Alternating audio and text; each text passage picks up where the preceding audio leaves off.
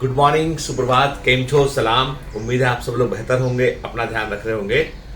कई लोग आप में से एक बड़ी इंपॉर्टेंट चीज पूछ रहे हैं बार बार, वो ये है कि सर नींद नहीं आ रही आजकल।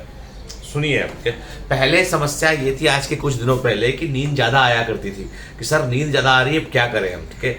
और अभी समस्या बदल गई है, अभी समस्या ये है कि नींद नहीं आ रही है। और ऐसे आप एक दो लोगों ने नहीं, ऐसे कम से कम जो है वो मुझे रोज 50 के आसपास मुझे व्हाट्सअप मिल रहे हैं, नींद नहीं आ रही है, सो नहीं पा रहे हैं, घबराहट हो रही है, सर क्या करें के। तो मैं आपको एक बात बताता हूँ बेटा कि नींद ना आना जो है दो चीजें होती है। नींद इसलिए नहीं आ रही है क्योंकि आपको अब घबराहट होने लगी। घबराहट इसलिए होने लगी क्योंकि आपने अपने आज के पढ़ने को आपने अपने रिजल्ट से जोड़ लिया है। मैं आपसे हर बार एक ही बात बोलता हूं कि परिणामों से अपने आज के कर्म को मत जोड़िए। आज का दिन अच्छे से पढ़ने के बारे में सोचिए। आज का छोटा सा टारगेट डिसाइड कीजिए कि इतने चैप्टर मुझे कवर करना है, इतना पोर्शन मुझे आगे बढ़ना है। बस कल का मत सोचिए, सिर्फ आज का सोचिए, ठीक है।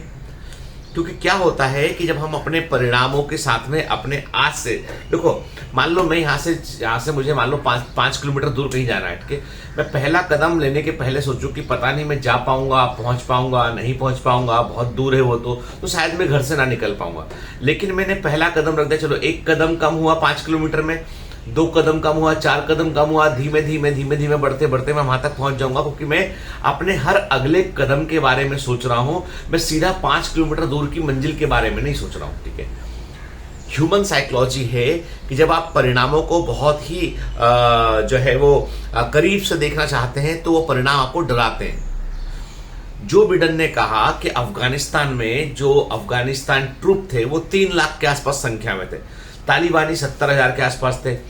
ट्रूप की संख्या जो है तकरीबन 5 गुना अधिक थी, लेकिन तब भी अफगानिस्तान के जो सैनिक थे वो लड़े बगैर सरेंडर कर दिए, उन्होंने रेजिस्टेंस नहीं दिखाया। राष्ट्रपति वहां के भाग गए। क्यों भाग गए? क्योंकि उन्होंने देखा कि यदि इनसे लड़े तो शायद से ये हमको मारेंगे, बड़ा पैमाने पर डैमेज करेंगे हमको, शायद हमारे साथ बुरा करेंगे। मान लो ये हमने लड़ने के कुछ दिनों बाद मान लो ये जीत गए तो फिर तो छोड़ेंगे नहीं है। तो पूरे परिणाम उन्होंने जोड़ लिए पहले ही, और उसके चलते उनको मतलब भागना पड़ा और पूरे अफगानिस्तान की पब्लिक प्रॉब्लम में आ गई। तो ये तो खैर एक कंट्री का प्रॉब्लम, असल जिंदगी में भी ऐसे होता है। हमारे आसपास भी क्या होते हैं, जो परिणाम होते हैं ना, हम उनके बारे में बहुत सोचते हैं, ठीक है। बहुत सोच कर क्या करते हैं हम, अपने आने वाले जो परिणामों के बारे में बहुत सोचकर हम आज से ही जो है वो परिणामों को स्वीकार कर लेते हैं। The state of denial is sometime very important. यानी नकार देना भी कई बार बड़ा इंपॉर्टेंट होता है कि आपने नहीं, हम स्वीकार नहीं करेंगे इसको, क्योंकि ये आज है, कल ये चीजें बदल सकती है, परसों ये चीजें और बदल सकती है, ठीक है। हर दिन जब हम कोशिश करते हैं तो चीजें बदलती हैं, ठीक है। आप कुछ कदम आज आगे चलिए, आज के दिन आप अच्छे से पढ़िए तो आपको घबराहट नहीं होगी तो बेचैनी नहीं होगी तो नींद आएगी आपको, ठीक है। क्योंकि कारण ये है कि नींद ना आना जो है वो आपको और अधिक तनाव में डालता है। आप यदि ठीक से सो नहीं पाएंगे, जब ठीक से आप सो नहीं पाएंगे तो क्या होगा, अगले दिन आपका ब्रेन उतना फ्रेश नहीं रहेगा, तो आप और नहीं पढ़ पाएंगे तो और एक डिप्रेशन होगा, और एक तरह की जो है बेचैनी होगी, फिर नींद नहीं आएगी। तो ये विशेष साइकिल, इससे बाहर निकलना है। उठ के सोचिए आप कि आपके पास पढ़ना, सोने और खाने के अलावा कोई काम नहीं है। खाना खाइए, अच्छे से हेल्दी फूड खाइए, पढ़ते रहिए। कुछ दिनों की बात है, कुछ दिन तक अपने आप को संयम में रखिए, जरूर अच्छा होगा, ठीक है। अच्छा सोचने से अच्छा होता है। कई लोग बोलते हैं कि सर वो जो रोंडा ब्रेन्स की बुक है सीक्रेट, वो सच में क्या, वाकई क्या वो सच में काम करती है? मैं आपको अपनी जिंदगी का किस्सा बताता हूँ, असली किस्सा।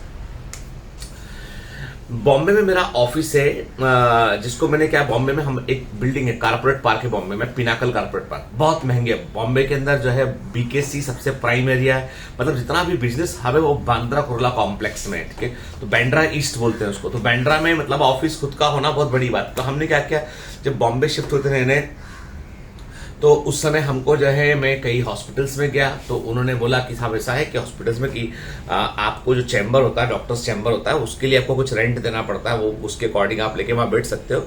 और जो भी उनका था कि भाई ये पेशेंट हमारे थ्रू आएगा तो इतना आपका, इतना हमारा, तमाम जो भी उनका फंडा था, तो वो डिस्कस करना नहीं चाहता मैं, ट्रेड सीक्रेट होते हैं हॉस्पिटल्स के। तो उन्होंने अपना बताया कि भाई ऐसे कर, तो अपने को बात कुछ जमी नहीं। मुंबई में हमको ऐसा लगा कि यार देखो ऐसा है कि अब मरीज को भी, हम तो जो है, हमारे लिए तो मरीज कभी ग्राहक हो नहीं सकता है, ठीक है। हम उसको कभी कस्टमर के रूप में ट्रीट भी नहीं करेंगे। ये है कि हम अपनी फीस जरूर लेंगे, क्योंकि हम डॉक्टर है, हमारा घर कैसे चलेगा, हम अपनी फीस जरूर लेंगे, ठीक है। लेकिन हम उसूलों के साथ उसको सही दवा लिखेंगे, सही जांचें लिखेंगे और सही प्रकार ट्रीट करेंगे। ये मोस्ट ऑफ डॉक्टर यही करते हैं, वो भी मेरा उसूल था। तो मेरे को जमा नहीं, मैंने कहा बॉम्बे में बहुत ट्रेवल करना पड़ता है, इधर से उस अस्पताल से उस अस्पताल, तो मैंने कहा नहीं भी अपन अपना खुद का ही एक छोटा सा जो है वो क्लिनिक खोलेंगे, उसी में काम करना शुरू करेंगे। तो हमने एक छोटा सा क्लिनिक ढूंढना शुरू किया। तो हमको एक कारपोरेट पार्क में जो है एक हमको क्लिनिक मिला, और वो भी बहुत महंगा था, ठीक है। उसको खरीदने के लिए हमने जो है ना मतलब अपनी जितनी सेविंग थी हमारी पूरी लगा दी हमने, ठीक है। कुछ लोन भी लेना पड़ा, तब जाके हमको एक छोटा सा 200 स्क्वायर फीट का 200 स्क्वायर फीट का हमको क्लिनिक मिला। और उस क्लिनिक में हमने अपना मतलब एक हमने जगह परचेस किया, कारपोरेट पार्क में चैम्बर परचेस किया। उसमें फिर हमने पार्टीशन किया कि भाई एक तरफ जो है वो 50-70-80 स्क्वायर फीट में वेटिंग लॉन्ज और वो रिसेप्शन का बना दिया, फिर अपना एक अंदर पेशेंट देखने का चैम्बर बना दिया। 2 ही हिस्से उसमें, एक मेरे बैठने का और एक बाहर है, छोटा क्लिनिक जो होता है ओपीडी जिसको बोलते हैं, वो सब बनाया हमने, ठीक है। तो 8th फ्लोर पे वो ऑफिस परचेस किया, वहां जाके बैठा करते थे। अब दिन के समय जब बैठा करते थे वहां पर जाके, तो अब दिन में तो अब क्या था, घर में करे क्या आदमी। अब हॉस्पिटल आप जान ही रहे थे उस समय, दूर दूर बहुत था बॉम्बे में, और नए नए थे बॉम्बे में। तो हमने क्या किया, उसमें दिन भर बैठ के अपना तमाम जो मेडिकल रिसर्च है उन सब का काम लिया। कभी कभी कोई फॉरेन के मेडिकल कॉलेज में एक आध लेक्चर लेना पड़ता, वो भी हमने ऑनलाइन शुरू किया। ऑनलाइन हम काम बहुत पहले से कर रहे हैं, वो शुरू किया हमने। फिर एक दिन विचार आया कि भैया क्यों ना है ना आप लोगों के लिए मेडिकल एंट्रेंस के बच्चों के लिए कुछ किया जाए। तो उस करना शुरू करते करते वो काम अलग दिशा में पहुंच गया वो, ठीक है। अब हुआ ये कि उसी बिल्डिंग में जब हमने बायोमेंटर शुरू किया, बायोमेंटर में अमर सर जुड़ चुके थे तब तक है ना, और एक बीच में कृष्णा सर आए थे, पनीकर सर आए थे, और ऐसे करके जब टीम बड़ी होने लगी तो बायोमेंटर्स के लिए एक पहले क्या था, पहले मैं अकेला था, पता है, वीडियो अकेला रिकॉर्ड करता था, अकेला टेस्ट मारता था, अकेला सब कुछ करता था, कि मैंने वेबसाइट पे खुद ही बनाई थी अपनी। कौन पैसे लगाएगा, तो अपने खुद के 15-16 हजार 20 हजार रुपए का लगा के वेबसाइट बना ले, सब करके कैमरा परचेस किया। और पहला कैमरा जो बायोमेंटर्स की रिकॉर्डिंग के लिए जो फर्स्ट कैमरा हमने यूज किया था, सोनी का हैंडीकैम, वो भारती ने मुझे गिफ्ट किया था। लेक्चर देखा एक दिन, बोलती है मैं तुम्हें कुछ गिफ्ट करना चाहती हूँ, मुझे क्रोमा लेके गई, वहां से 20 हजार का कैमरा दिलाया उसने, ठीक है। उसने मुझे कैमरा गिफ्ट किया था। खैर पुरानी बातें हैं। तो अब हुआ ये कि वहां पे बायोमेंटर्स के एक ऑफिस चाहिए था, तो हमने फिर ऊपर ऑफिस पता किया तो रेंट बहुत ज्यादा था। तो हमने कहा रेंट से अच्छा एक काम करते हैं, इसको खरीद लेते हैं ऑफिस को। जब खरीदने की बारी आई तो फिर उस समय मेरे को है ना, मेरे पास एक घर था भोपाल के अंदर, जो हम लोग 2 BHK टाइप का फ्लैट था वो, तो हमने उसको बेच दिया, ठीक है। बेचने के बाद जो पैसा आया उस पैसे को यहाँ लगाया, तो यहाँ का ऑफिस ले लिया हमने, और बायोमेंटर्स के उस ऑफिस में बाकायदा फिर काम स्टूडियो बना, काम होने लगा उसमें, ठीक है ना। अब क्या था, उस ऑफिस के बाजू में एक और ऑफिस था जो हमारे लिए बहुत कन्वीनियंट था कि हम थोड़ा अपना क्योंकि देखो जैसे जैसे बायोमेंटर्स ग्रो कर रहा था वैसे वैसे स्टाफ के बैठने की जरूरत थी हमको। भाई स्टाफ को कहाँ बैठाओगे आप, बैठने की जगह भी तो चाहिए आपको बॉम्बे में, और बॉम्बे में जगह बहुत महंगी है। किराया समझ लीजिए आप 300 रुपए स्क्वायर फीट किराया, 300 से लेकर 400 रुपए स्क्वायर फीट किराया है, एक स्क्वायर फीट का 300-400 रुपए महीना किराया है। तो हमने मेरा जो ऑफिस नंबर 4 था उसके बाजू में एक बड़ा ऑफिस था, 5 और 6 नंबर ऑफिस। तो मैंने एक बार उनके मालिक से बात किया, ठाकर साहब है, उनसे मैंने कहा कि जो है सर मुझे ऑफिस लेना है, आप कभी सेल करने का हो तो बताइए। नहीं हमें सेल नहीं करना है इस ऑफिस को, I don't want to sell it, this is my favourite office, ऐसा वैसा करके उन्होंने पहली बार तो सीधे मुंह बात नहीं किया उन्होंने। फिर कुछ दिनों के बाद अब अपने दिल में पूरे समय रहता था कि ये ऑफिस तो मैं खरीदूंगा बाजू वाला, ये ऑफिस तो बाजू वाला मैं खरीदूंगा, ये ऑफिस तो बाजू वाला मैं खरीदूंगा। दिन भर कभी जब भी निकलता था दिखता था कितना सुंदर सा ऑफिस बनाया उन्होंने, वो ऑफिस में लूंगा, वो ऑफिस में लूंगा, सोचा करता था हमेशा, ठीक है। पैसा भी नहीं पास में इतना, वो मान लो उस समय हाँ कर देते ना, तो फिर अपने को कहाँ से पैसा लाते वो भी सोचना पड़ा, ठीक है। खैर जैसे तैसे करके है ना 6 महीना गुजरा। 6 महीने बाद एक दिन हम लोग जो है वो कॉमन जो होता ना कारपोरेट पार्क में क्या था, कॉमन मेन जो है वो टॉयलेट होता है, ठीक है। तो सच्ची बता रहा हूँ कि सही इंसिडेंट था। तो मैं जो है वहां पे टॉयलेट मतलब वॉशरूम के लिए क्या हुआ था, तो इतने में ठाकर साहब भी आ गए। तो आजू बाजू हम लोगों ने बात किया, ठीक है। मैंने पूछा और क्या चल रहा है आपका सर, काम बढ़िया चल रहा है सर, कुछ सोचा ऑफिस के बारे में आपने? बोला डॉक्टर साहब मैं तो आपको बोल चुका हूँ पहले, कह रहा आप तब आपके जहां आए हो क्या आजू बाजू के सब ऑफिस आप ही खरीदोगे क्या? मुझे ऑफिस नहीं बेचना है आपको, ठीक है। फिर मैंने ब्रोकर से बोला, उस बिल्डिंग के ब्रोकर से कि भैया ये ऑफिस की बात करो ना सर, क्योंकि हमको आज लगे लगाए ऑफिस होंगे तो हमको काम करने में आसानी हो। अभी मेरा एक ऑफिस 8th फ्लोर पे था और एक 10th फ्लोर पे था, तो बड़ी असुविधा होती थी कि ऊपर नीचे बार ऊपर नीचे, कितनी बार ऊपर नीचे आदमी हो, छोटा सा एक पेन ड्राइव भिजवाना तो भी ऊपर नीचे हो, ठीक है। तो वो लगता है इनका होता है ऐसा, कहते सर 2 मंजिल चढ़ जाओ ना, पर वो होता है इनकन्वीनियंट है। तो फिर हमने क्या किया, हमने छोड़ के भी नहीं दे रहे हैं, लेकिन मन में रहता था कि ये ऑफिस तो मुझे ही मिलेगा। एक दिन दिवाली के कुछ दिन पहले ठाकर साहब आए पास, आके बोल रहे डॉक्टर साहब लेना है क्या? हमने कहा यार ये पता नहीं क्या दाम देंगे अभी ये। तो मैंने कहा जी सर लेना। बैठे उनके चैम्बर में आके बैठ के बातें, तो बोले मुझे कई बार मुझे ऐसा लगता रहा जब आपने मुझे 2-3 बार ऐसा बोला कि ऑफिस दे दो। मेरे को बेचने की कोई मजबूरी नहीं, मेरे पास बड़ा काम है मेरे इस बिल्डिंग में 5-4 ऑफिस में, पर मुझे पता नहीं क्यों ऐसा लगता रहा कि आप कुछ ऐसा कर रहे हो, बहुत ही सिग्निफिकेंट काम कर रहे हो। जब आप लोग रिकॉर्ड करते हो उसका थोड़ा सा साउंड वही तरफ आता है, आप रिकॉर्ड करते हो आपका साउंड थोड़ा सा वही तरफ आता है।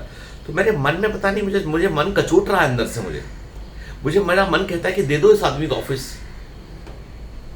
कुछ बड़ा कर रहा है, कुछ अच्छा कर रहा है। मुझे लगा ऐसे ही बोल रहे हैं मतलब लपटने के लिए, तो ना ज्यादा दाम दे लेंगे टाइप से। तो बोले डॉक्टर साहब मतलब मैं ऑफिस आपको रेंट पे तो नहीं चाहिए, तो रेंट पे ले लो आप मुझसे। मैंने कहा नहीं रेंट पे नहीं, आपको रेंट इतना बड़ा कहाँ से, हर महीने का मालिकाना हक भी नहीं, हर महीने रेंट भर दो बड़ा सा, कैसे काम चलेगा। तो फाइनली फिर ना उन्होंने हमसे बोला कि ठीक है साहब आप 15 दिन में पेमेंट कर दोगे क्या? तो मैंने कहा सर इतना जल्दी तो मैं नहीं कर पाऊंगा, मुझे आपको पेमेंट करने के लिए कम से कम 6 महीने का वक्त देना पड़ेगा। मैं आपको धीमे धीमे करके अभी थोड़ा करूंगा, फिर थोड़ा करके करूंगा, और मान लो मैं नहीं कर पाया ना तो फिर मैं आप उसमें से अपना रेंट काट लेना, बचा वापस कर देना, और जब तक मैं नहीं कर पाया तब तक मैं आपको रेंट भी भरूंगा उसका जो मार्केट रेट है उस पर। तो वो डील उनके लिए बुरी नहीं थी। 6 महीने का वक्त दिया उन्होंने, अपने ऑफिस लिया, ठीक है, शुरू किया। और पता है ऑफिस उन्होंने जो मार्केट रेट था उससे कम दाम में दिया उन्होंने बोला कि आप ले लो। पता नहीं मुझे आपकी बातें सुन के मेरा दिमाग खराब हो गया मेरा। तो मैं बाजू में रहता हूँ, आपको बोलता हूँ, तो आप जो बातें बोलते हो मेरे दिल को अंदर तक चुभती है, अंदर जाके कचोटती है, लगता है कि नहीं यार ये तो कुछ कर रहे हैं, बच्चों के लिए कर रहे हैं, इसके लिए कर रहे हैं। मैं 65 साल का आदमी, मैं अब मेरे दोनों बच्चे अमेरिका में, आप गरीब बच्चों के बारे में, इनके बारे में, फ्री एजुकेशन के बारे में बातें करते हो। तो मैं सोचता हूँ कि मैं इतना लालची कैसे हो गया। तो मैंने कहा सर वो मतलब आपका बड़प्पन है, आप बेसिकली आप अच्छे आदमी हो। तो उन्होंने पता है मेरे को ऑफिस दिया, मैं पेमेंट 6 महीने में करने में मैं थोड़ा डिले भी किया, उन्होंने उसका आगे का रेंट भी नहीं लिया। और मुझे बोले आज भी मेरे उनके बीच हमारे बहुत अच्छे घनिष्ठ संबंध बन गए। उसके बाद में आज भी वो मेरे बाद में, फिर उनको कुछ थोड़ा मेडिकल तकलीफ हुआ तो वो मेरे पेशेंट भी बन गए ना, तो धीमे धीमे करके जो है हमारे अच्छे कनेक्शन उनसे हो गए, ठीक है। तो और वो ऑफिस मेरा हो गया। मैं सच कह रहा हूं आपसे, आप यकीन कीजिए, मन में एक सच्ची भावना लेके आइए, सही दिशा में काम कीजिए, यार चीजें अपने आप घटती है, अपने आप आपके पास लोग आएंगे, अपने आप आपके पास लोग आएंगे। मेरा दिल ये कहता है एक दिन हम लोग कुछ ऐसा करेंगे, हम सब मिलके करेंगे बेटा, अकेला मैं नहीं कर सकता आपके, कि राष्ट्रपति भवन में जाएंगे एक दिन प्रेसिडेंट से मेडल लेने के लिए, कुछ बड़ा करेंगे, परिवर्तन करने वाला करेंगे, कि देश के अंदर कुछ बदलाव किया वो करेंगे। छोटे लक्ष्य तो सबके होते हैं कि थोड़ा कमा लो, नाम कर दो, कोर्स भेज दो, ये तो छोटे लक्ष्य होते हैं। बड़ा तो वो होता है जहां जिंदगी में, जीवन में किसी के परिवर्तन। तो यार छोटी नींद नहीं आ रही है रातों में, केम छे है ना, एग्जाम का डर छे, समझ गए। तो ऐसा मत करो भाई, पढ़ाई लिखाई करो अच्छे से ना, है ना, नींद नहीं आती तो आप लाइटें बंद करो, है ना, 100 से उल्टी काउंटिंग शुरू करो, कि आंखें बंद, सोचो अच्छे अपने बारे में, ठीक है, दिन भर के काम, मतलब थोड़ा सा जो है आप ना पीसफुल रहेंगे तो मेडिटेशन कीजिए, सब अच्छा होगा ना। All the best, bye bye.